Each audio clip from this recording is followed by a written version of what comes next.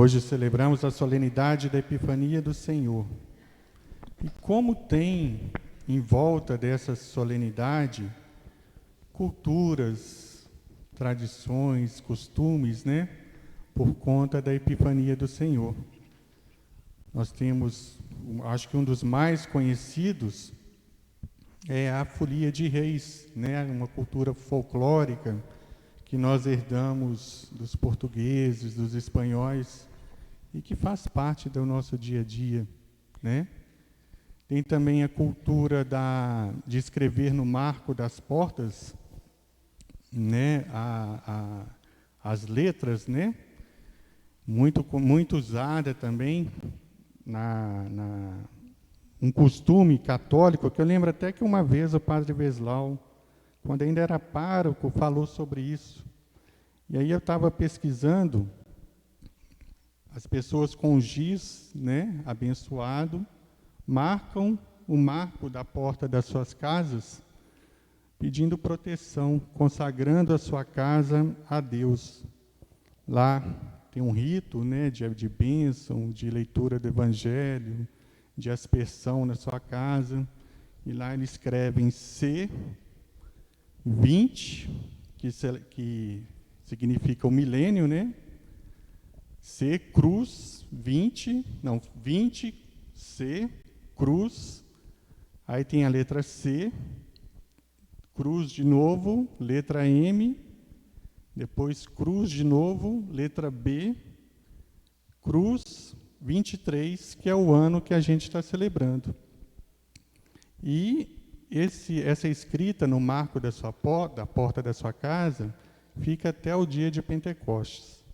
A letra C, M e B lembra muito os 3 reis magos, né?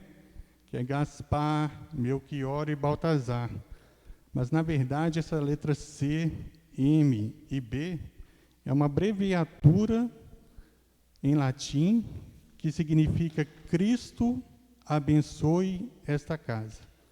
Não sei se vocês têm o hábito de fazer isso, mas é no dia da Epifania do Senhor e fica gravado no marco da sua porta até o dia de Pentecostes. É uma forma de consagrar a sua casa, as pessoas que moram na sua casa, a Deus.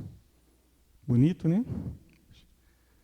Hoje celebramos a Epifania do Senhor, que significa a manifestação de Deus a todos os povos. Quem chegou no início, antes da missa iniciar, viu que o Círio Pascal, símbolo pascal de Cristo, entrou em procissão, iluminando, né, a nossa entrada, e os ministros seguiram o Círio Pascal, representando toda a Assembleia, significando que Cristo ilumina os nossos caminhos. Na primeira leitura, Israel estava sedento à espera de um Messias. Profecias e mais profecias anunciavam a chegada do Messias. Mas ninguém sabia o dia, ninguém sabia a hora, ninguém sabia, as pessoas sabiam até o lugar, porque as profecias mostravam que o Salvador do mundo iria nascer em Belém, terra de Davi, e que ele seria justo, que ele seria o Senhor de todos os povos e que ele iria reunir todos os povos. E na primeira leitura fala assim: eis que está a terra envolvida em trevas, e nuvens escuras cobrem os povos. Mas sobre ti apareceu o Senhor, e a sua glória se manifestará sobre ti. E, esperando esse Messias chegar, Israel aguardava e tinha esperança no seu coração de que o Salvador iria chegar para salvar o mundo. Nós estamos iniciando o ano e nós também estamos iniciando um novo mandato, né? Presidente, governador, Câmara Federal, Câmara Estadual. E é importante a gente separar coisas. A gente vê muitas pessoas, claro que a gente tem que confiar nos governantes, a igreja reza todo domingo para os governantes, para que governem com justiça, honestidade, paz, que proporcionem políticas públicas a favor do povo. Mas a gente tem que separar as coisas. Tem gente que parece que está, tanto assim em 2018, para não parecer parcial, né? Mas também como 2022. Em 2018, um grupo achava que iria vir a salvação do povo. Agora, em 2022, também a salvação. Os governantes estão aqui para governar, trabalhar em favor do povo, assim como a gente trabalha. Mas, ultimamente, as pessoas estão tornando adoradores de políticos, né? E a gente fala hoje sobre adoração na celebração. Eu acho que, apesar de ser um assunto muito cuidadoso para a gente falar, mas as pessoas começaram a adorar políticos. E um grupo briga com um, outro grupo briga com outro. E a gente percebe já há décadas que nunca um governante consegue representar todo um povo. Sempre há divisão. Às vezes a divisão é até bom na questão da gente fiscalizar o serviço dos governantes.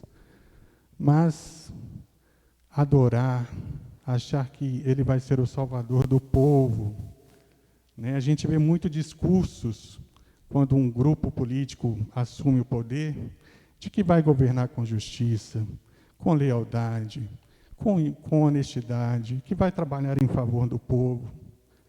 Mas, com o passar do tempo, a gente percebe que aquilo eram só palavras e que, com o determinado período, o seu comportamento não vai de acordo com aquilo que ele falou, com aquele discurso, com aquelas promessas. E é assim. Por que que é assim? Porque o homem é falho. Às vezes ele não governa porque não ajudam, porque ele não tem apoio. Às vezes não governam porque ele é incompetente também. E às vezes não governa porque ele tem outros interesses. E aí a gente tem que saber separar. A gente tem que rezar pela política, pelos políticos, mas não ter esse sentimento de adoração por político, né? Quantas pessoas a gente vê aí se sacrificando por causa de políticos? Né? Agora, recentemente, ficaram mais de 60 dias na porta do quartel. Mas a gente não pode esquecer que quando Lula foi preso, também ficaram na porta do presídio. 60 dias, 90. Quando eu viajo, igual essa chuva que está aqui, a gente pensa logo numa praia, né? Eu vou para a praia, 7 dias para mim já está bom demais na praia. Eu já fico doido para voltar para minha casa, dormir na minha cama, viver a minha rotina. Como que as pessoas estão sacrificando por homens? Como que as pessoas estão glorificando homens, transformando políticos em deuses? Esse é o nosso grande cuidado. A gente tem que rezar e torcer para que esse governo que está aqui agora governe com justiça, com lealdade, com honestidade. Assim como a gente rezou também em 2018. Isso faz parte. Mas a gente não pode jamais ter adoração por político. Isso não é certo.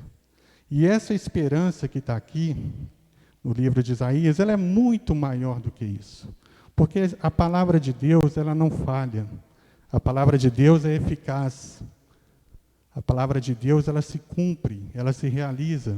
A palavra de Deus é criadora. Ela é criadora de tudo, de todos nós.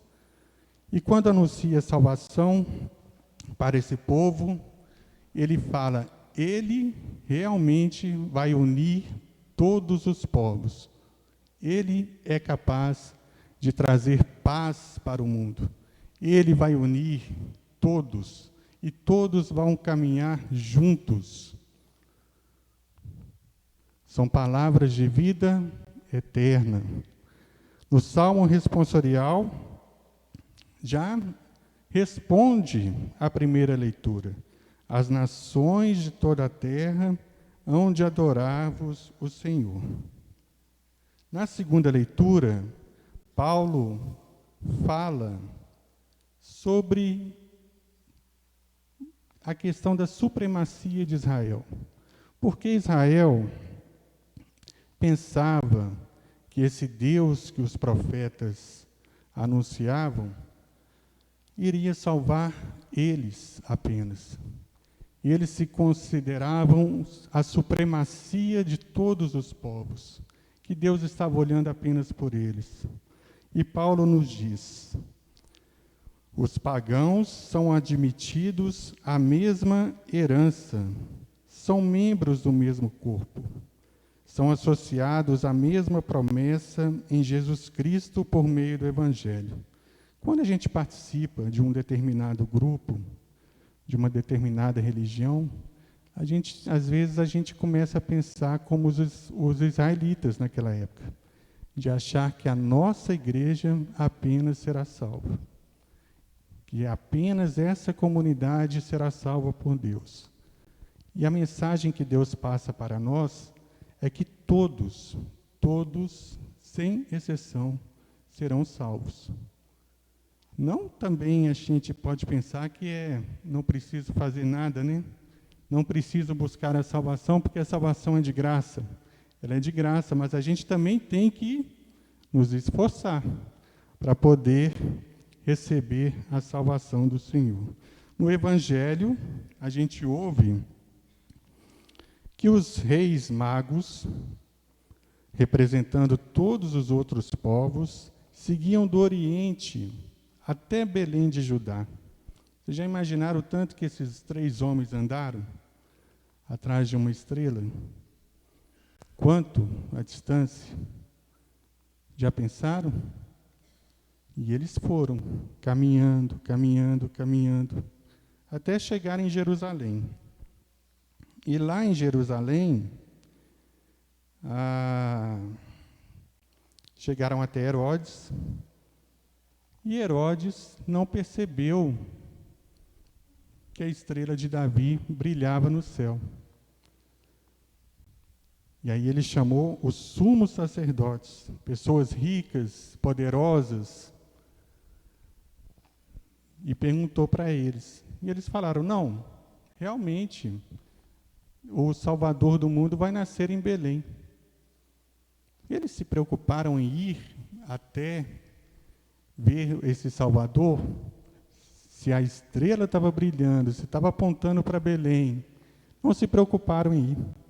Chamaram os escribas, pessoas que conhecem tudo da Bíblia.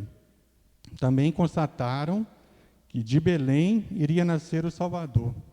Foram atrás? Não foram. E aí os reis magos caminham em direção a Belém. Herodes fala: olha, se vocês acharem lá o Salvador, me falam lá que eu vou lá adorar ele também. Mas, na verdade, Herodes estava querendo o quê? Matar Jesus. E os reis magos foram, chegaram até, seguiram a estrela parou em uma casa, e eles foram, entraram dentro da casa e viram Maria com Jesus. E aí ajoelharam-se e ofereceram ouro, incenso e mirra. Ouro representa a realeza, incenso representa a divindade e mirra representa a imortalidade. Esses foram os presentes que os reis magos ofereceram a Jesus. Como que a gente entra nessa história do Evangelho? O Evangelho fala sobre a luz, seguir o caminho da luz. E os reis magos seguiram. Escribas, sumos sacerdotes, Herodes, não quiseram seguir o caminho da luz. Ficaram nos seus lugares, acomodados. E a luz que ilumina o caminho pede também para a gente iluminar o caminho dos outros.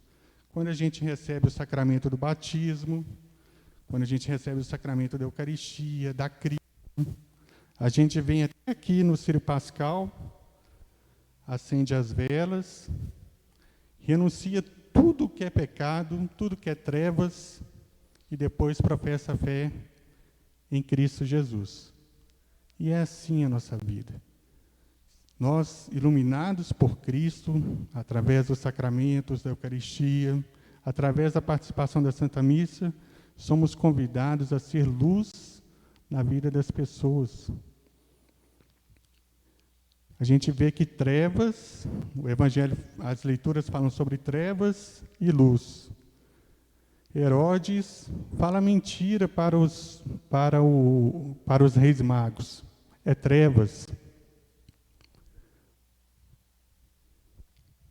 Tudo que é mentira, tudo aquilo que divide, tudo aquilo que separa, a gente está nas trevas, porque a luz de Cristo, ela ilumina o caminho, ela une, que a gente possa ser luz na vida das pessoas.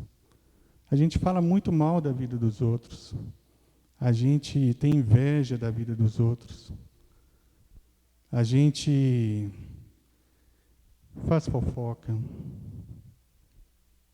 Tudo isso é trevas, tudo isso separa, tudo isso machuca o coração das pessoas.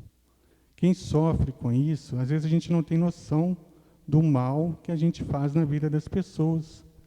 A gente está sendo trevas ou luz quando a gente faz isso? Trevas. Cristão que é cristão tem que ser luz, levantar as pessoas, animar as pessoas. Tantas famílias perderam seus entes queridos agora, final do ano, início do ano. Vamos ser luz para a vida dessas famílias. É assim. E os presentes que os reis magos deram a Jesus? Se fosse hoje, qual o melhor presente que a gente poderia oferecer para Jesus? Ninguém está com ouro, incenso e mirra aí no bolso, não, né? Acho que não, né? O melhor presente que a gente tem para oferecer a Jesus é o nosso coração. Coração puro. Tirar todo o rancor, todo o ódio, toda a raiva que tem no nosso coração. Quantos de nós pedimos paz para 2023? Todos, né? Acho que ninguém, não, hoje paz até que eu não quero esse ano, não. Praticamente todo mundo pediu paz. Mas como você vai ter paz se o seu coração está carregado de vingança, de ódio, de rancor? A gente está em 2023, tem gente que está parado no tempo, está vivendo aquilo que aconteceu com eles em 2006, 2007. E a vida não anda, fica no escuro. Para a gente oferecer a Deus, se a gente quer paz mesmo no coração, a gente tem que perdoar e pedir perdão. Só assim a gente vai ter paz. Porque uma hora ou outra, a consciência bate. E aí você começa a viver aquele ódio, aquilo que aconteceu em 2006, e vai, nossa, você fica vermelho, você morre de raiva. Nunca vai ter paz no coração. Que a gente possa, com essa solenidade da Epifania do Senhor, aprender a adorar a Deus, em primeiro lugar, sempre, e o único, ser luz na vida das outras pessoas e oferecer um coração a Deus generoso, capaz de poder servir a Deus com amor, com alegria, com dedicação. Essas são as três mensagens para a liturgia de hoje. Louvado seja o nosso Senhor Jesus Cristo.